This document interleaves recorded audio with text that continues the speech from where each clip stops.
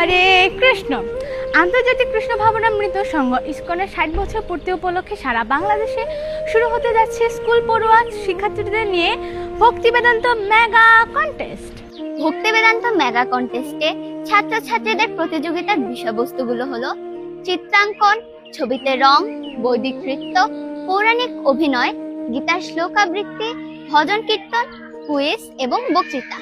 যে সকল ছাত্রছাত্রীবৃন্দ উপজেলা পর্যায়ে কৃতকার্য হবেন তারা জেলা পর্যায়ে অংশগ্রহণ করবেন এবং যারা জেলা পর্যায়ে কৃতকার্য হবেন তারা বিভাগীয় পর্যায়ে অংশগ্রহণ করবেন।